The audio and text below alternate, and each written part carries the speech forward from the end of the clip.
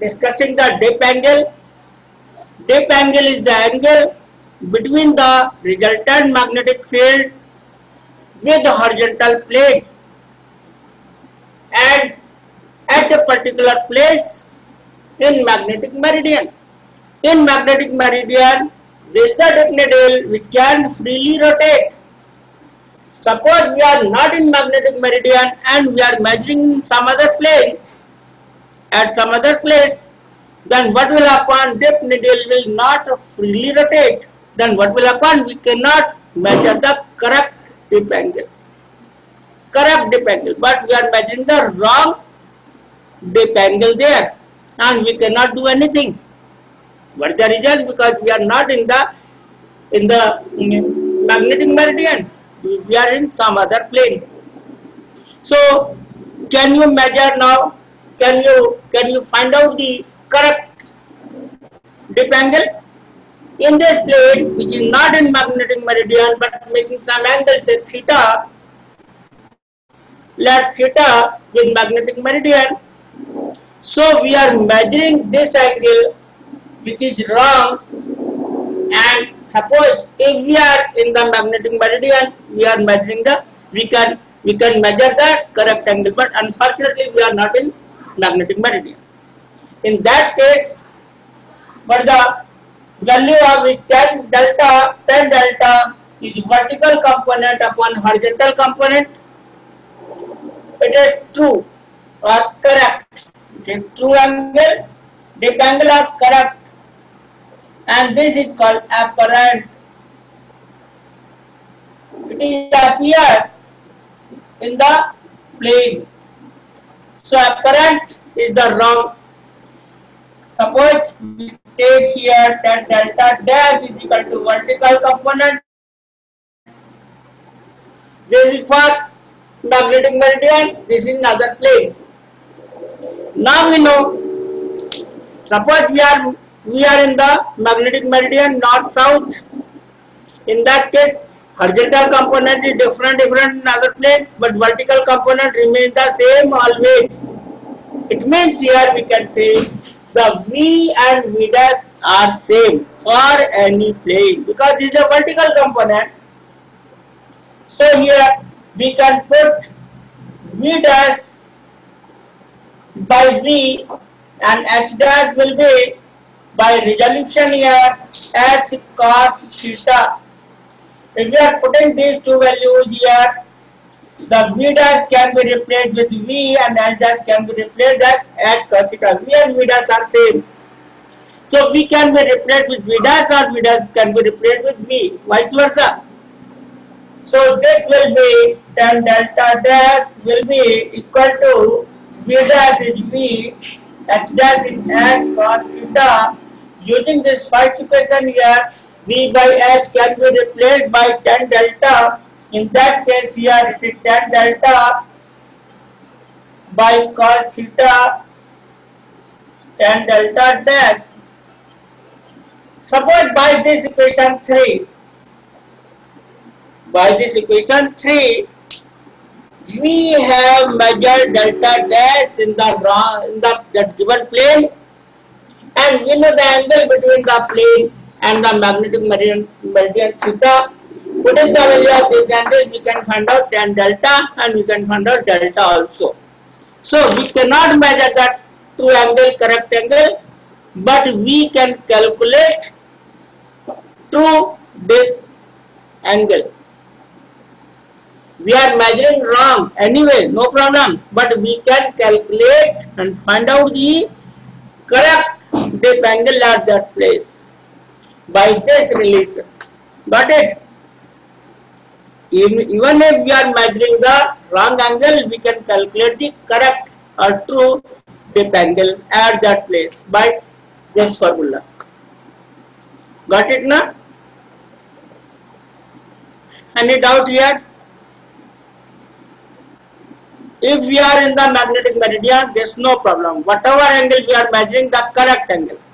Suppose we are not in the magnetic meridian, even then by measuring the wrong angle, we can calculate the correct angle by this formula. Okay, have you noted down this? Maybe you get this from the book or not. It is possible. Now second case, if I noted down the second case here,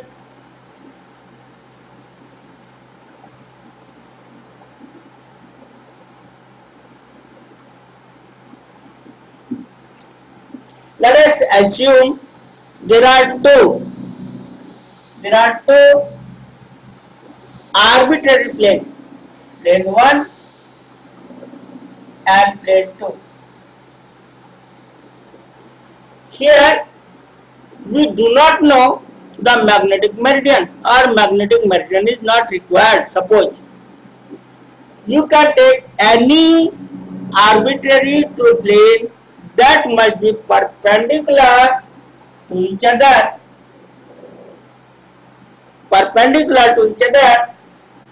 and let us say this is the magnetic meridian. Plane number 1 is making angle theta, then plane 2 making angle 90 minus theta with magnetic meridian.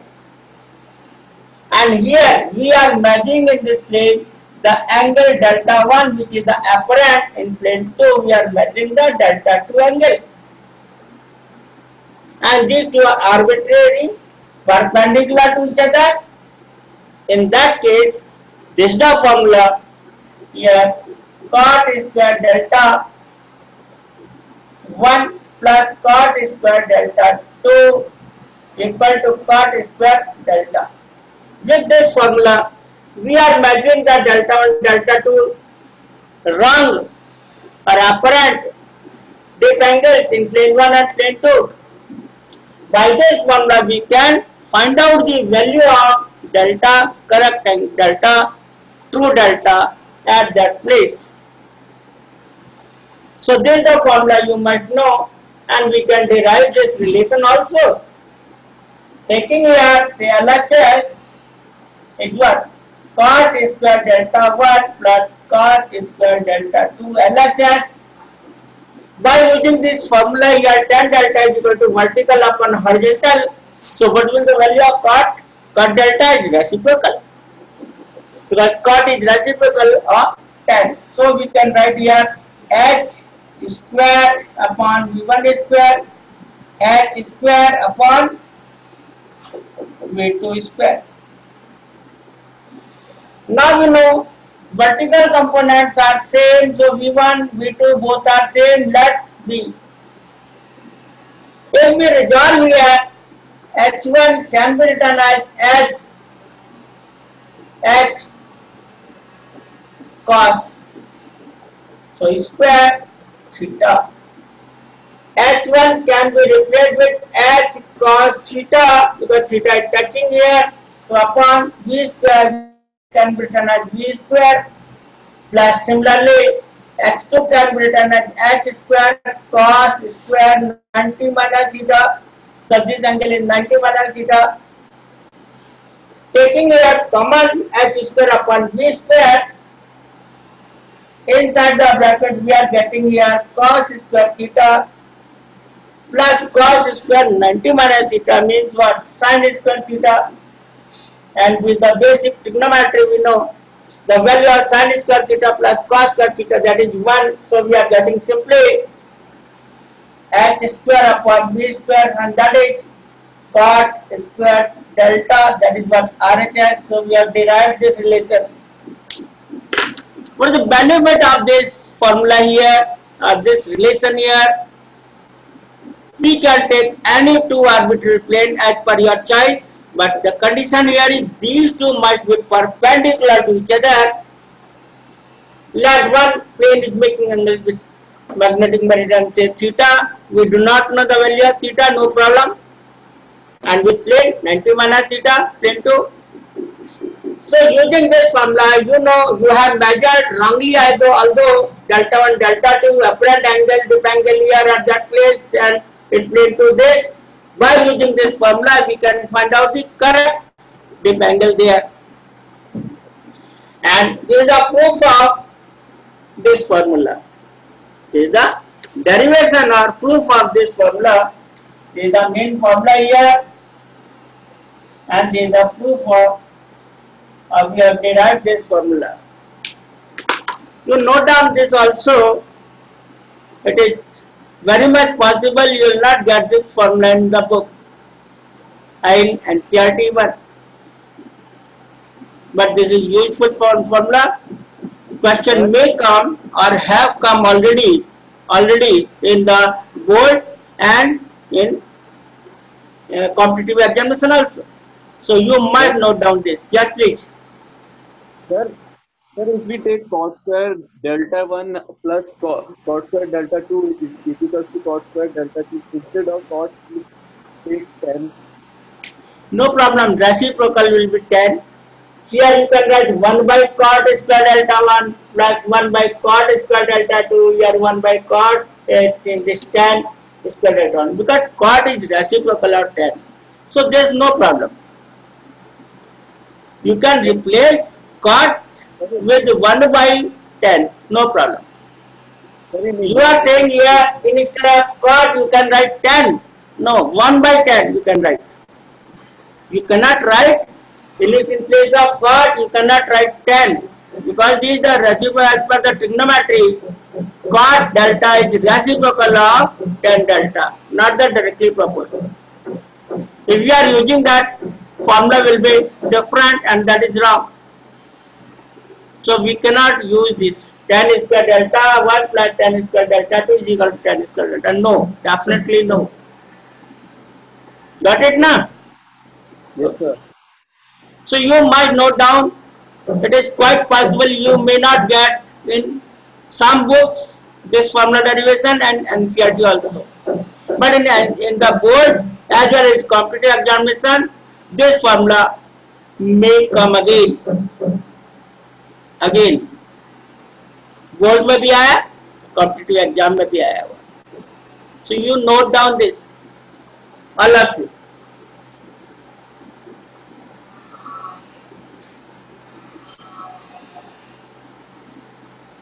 As soon as you note down, you please tell me so that I should go forward.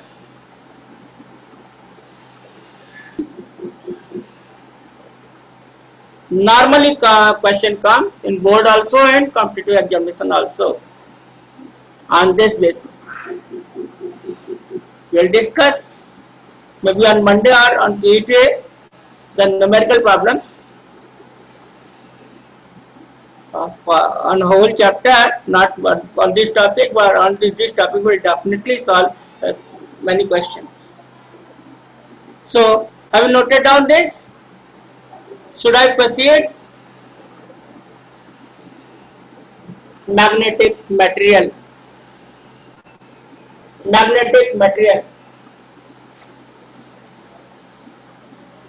Okay, magnetic material.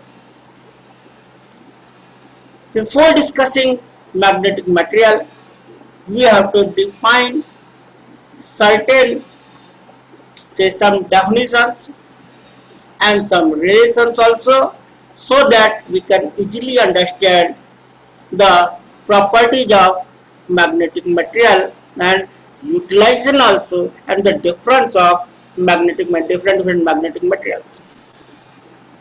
Say, number one, you know the basic definition, you know the magnetic field. Magnetic field, its formula here is mu naught Ni in case of solenoid, and V naught is the magnetic field in vacuum. This is the magnetic field in magnetic material. Relation here is B equal to what? V naught and mu r. Mu r is called relative permeability of the magnetic material. What is mu r? Mu r is the ratio of these two. This is the relative permeability of the magnetic material.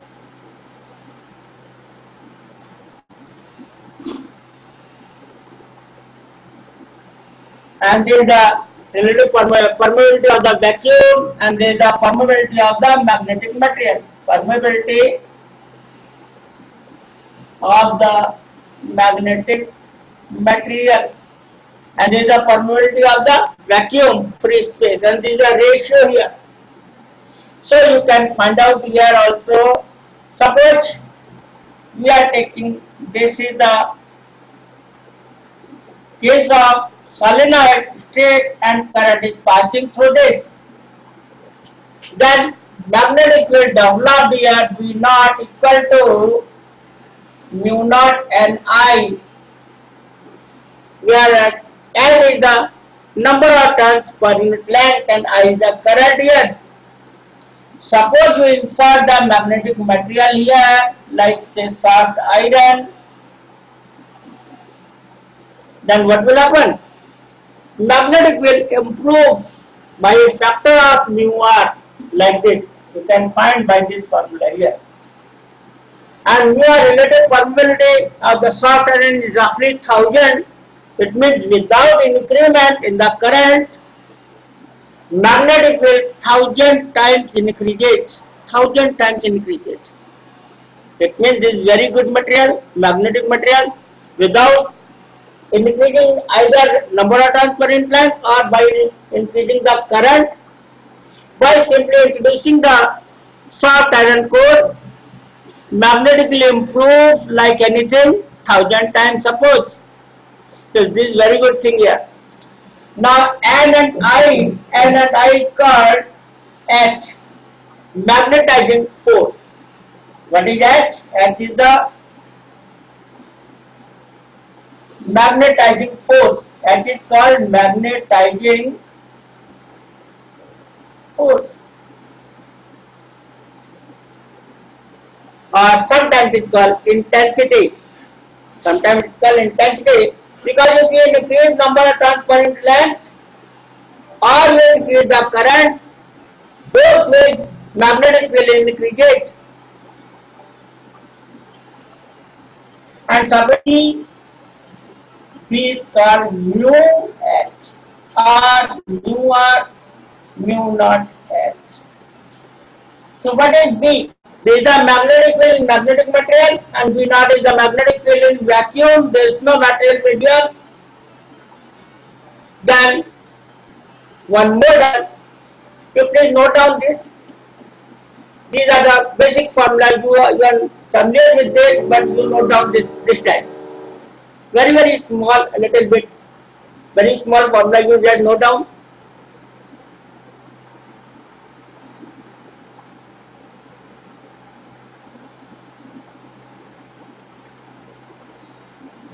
Sir, Yes, please. sir, Yes. Come on. sir, इसकी working क्या है? ये solenoid he Working. This simply solenoid. We have discussed this already in the previous chapter. We have discussed this formula also. We have discussed, but we are telling you, we are discussing here. These are same formula here. Two different types of magnetic material. Got it? Although we are familiar with this, and new term we are magnetizing force we are introducing, that is simply Ni. Magnetizing force means either you increase N or you increase I, magnetizing force increases and it increases the magnetic field. So nothing new. Now suppose, yes, any doubt? We know this formula now. What is the formula here inside the solenoid? Current carrying state solenoid, mu naught Ni. We are simply writing here Ni is H. H is called magnetizing force. Okay? And we know this relation also. B equal to what? Mu r into V naught. We know this relation also, no problem. Say, one is what? I is not the current here. That's why I have taken here small I is the current and capital I is called intensity of magnetization Newton. Intensity of magnetization. Intensity of magnetization. Intensity of magnetization. Say, intensity of magnetization means, suppose we are increasing the current I, or we are increasing the number of turns. So this is called force, driving force, with which we are interested to increase the magnetic field. But actually, what is the magnetic field increment? It may be different. What is the efforts we are putting here to magnetize the material? But actually, how much magnetization there? That is separate. समझ आप कितनी पढ़ाई करते हैं, that is what magnetizing force. क्या result आता है? That is the intensity of magnetization. It means this is the force given by Ni. With this, we are interested to magnetize the material and magnetic field. But how much magnetic field actually performed? What is the result here? So this is the effort and this is the result, you can say. Got it? Okay. Now one more thing, one more definition is chi. Chi we know there is the susceptibility, electrical susceptibility we know, and there is the M. Chi M means the magnetic susceptibility. It is called magnetic susceptibility. Magnetic susceptibility. This is the ratio of I upon H. So this is again the property. Magnetic susceptibility is the magnetic property. This is the ratio of I upon H. How much effort we are doing? We are putting the efforts, and what the effect here? I upon H.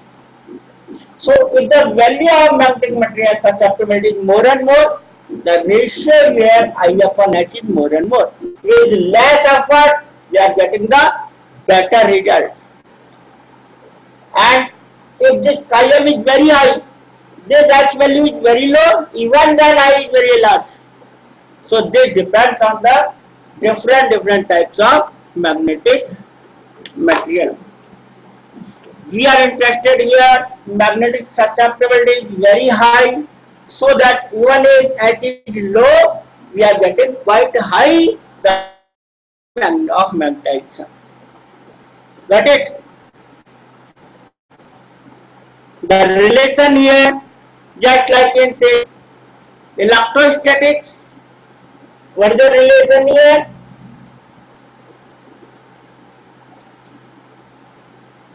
In electrostatics, 1 plus chi is equal to K. What is chi? It is called electrical susceptibility. It is called electrical susceptibility. And what is K? It is called dielectric constant. Similarly, here also in magnetic field, 1 plus chi m is equal to mu r. Chi m is the magnetic susceptibility and mu r is called relative permeability of the magnetic material. We have to derive this, we have to prove this relation. So now this is the derivation or proof of this. We are going to derive this relation. Again we have taken the solenoid of number of turns per inch length is N, I is the current. So magnetic field here developed B naught in the vacuum, and B is the magnetic field here, or Bm is the magnetic field in magnetic material, and the resultant magnetic field here say B is the resultant magnetic field. This is the magnetic field in vacuum, and this is the magnetic field developed in magnetic material. Got this point? What is small b? This is B, capital B is the resultant magnetic field. What is B naught? B naught is the magnetic field in vacuum, and what is Bm is the magnetic field in medium. So B naught plus Bm is the total magnetic field. These two things are different. This is the resultant magnetic field. This is the magnetic field in vacuum only. This is the magnetic field material medium only. Got it? And now B can be replaced here like mu h. You know this formula. B naught is mu naught h. What is this? Mu naught I. It depends on intensity of magnetization. Again, we have discussed. Now suppose mu can be replaced like say mu or mu naught,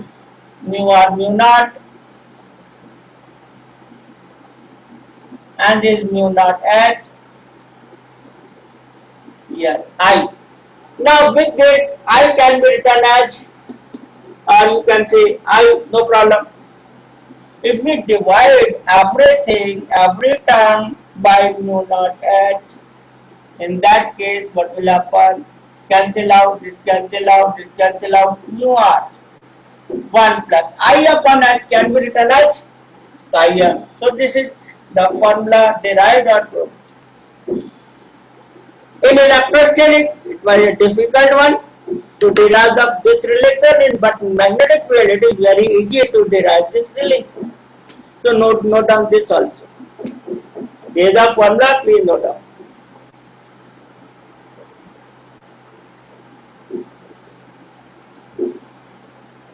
Should I repeat this? This one is very simple. B is equal to V naught plus Vm total in vacuum in magnetic material. Putting the values here, dividing by mu naught h will get the relation. So this derivation is very simple. No problem. Okay.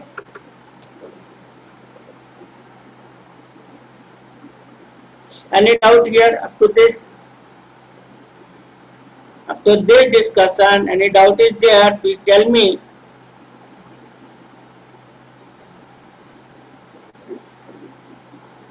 Okay. So we are rubbing this.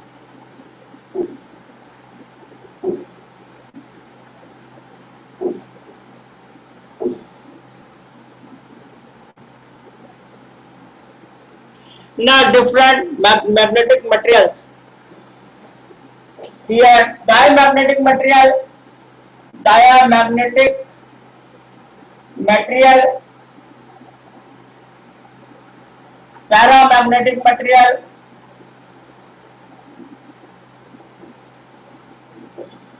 and the ferromagnetic material.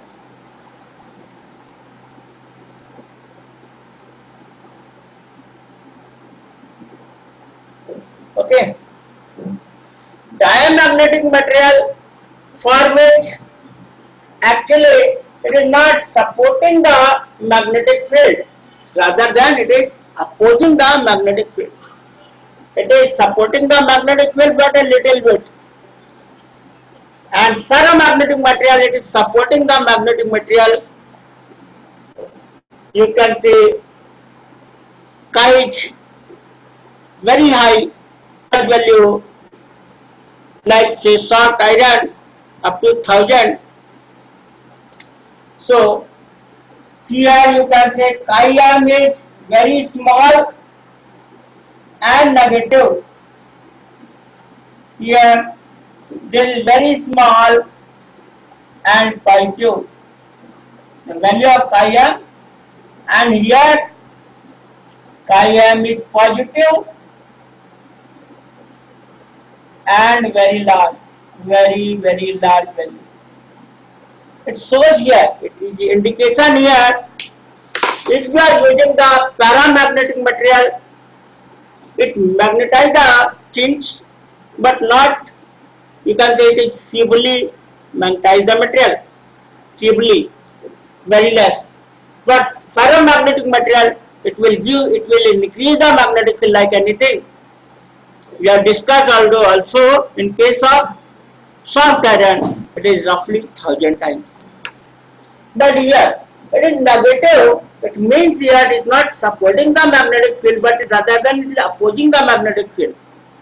Just like this is the common experience. Suppose this is a magnet If you want to attract the iron nails, you can attract easily.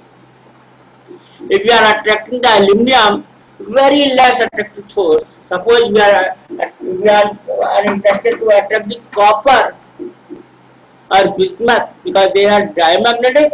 They are not attracting; they are repelling this. Have you used this to attract the copper piece from the magnet? No, it is repelling. Yes, please.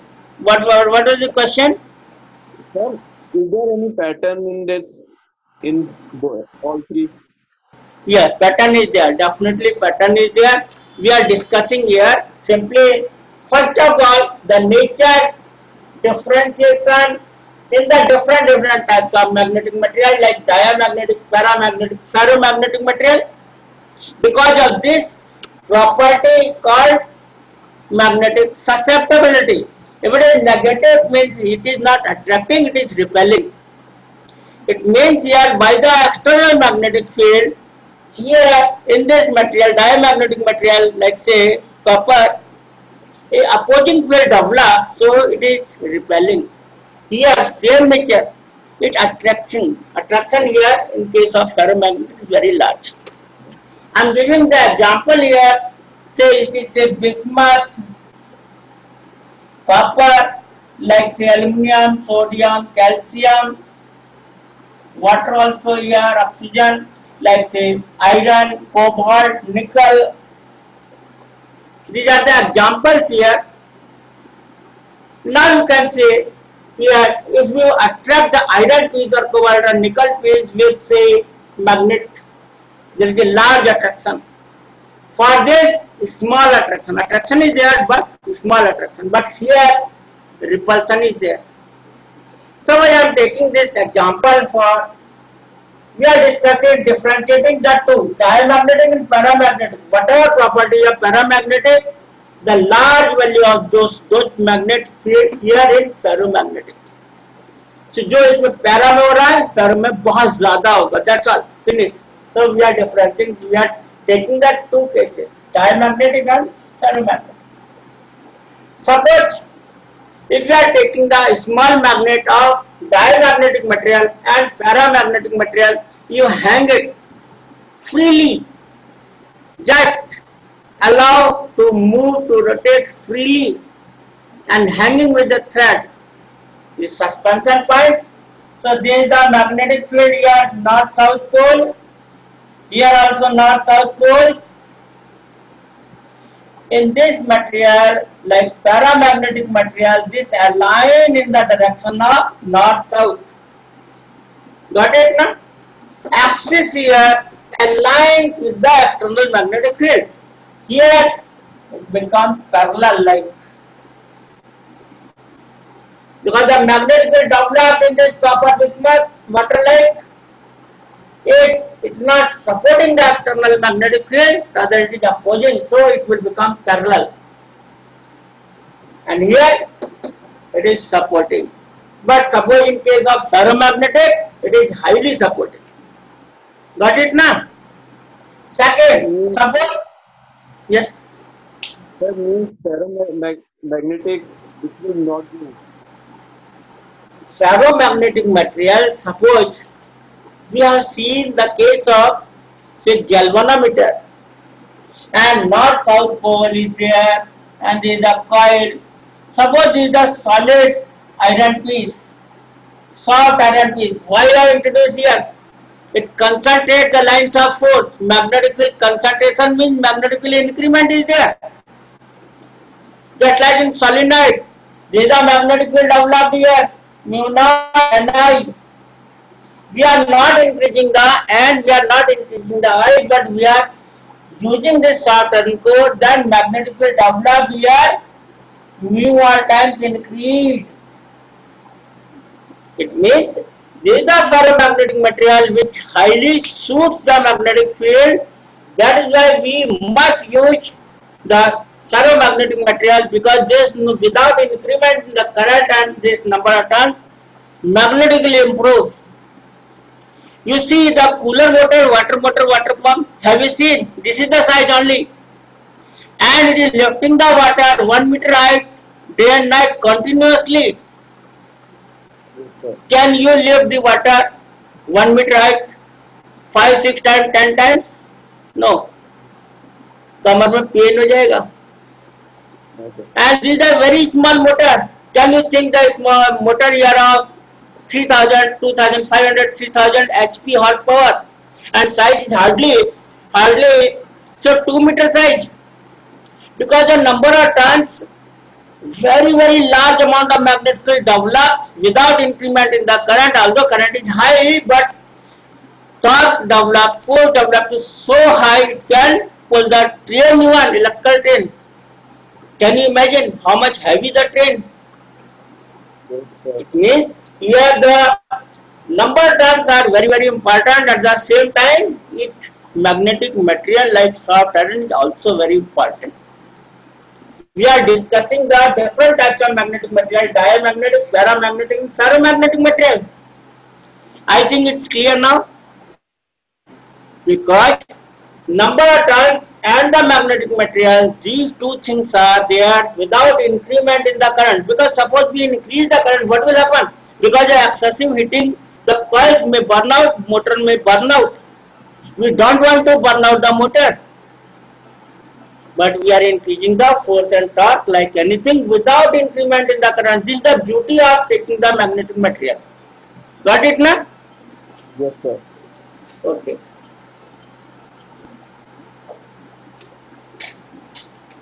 We are taking the magnetic material in powdered form. We are taking the magnetic material in powdered form. Got it? Powdered form. Powdered form. They say if we connect the north and south pole like magnetic field here, what will happen?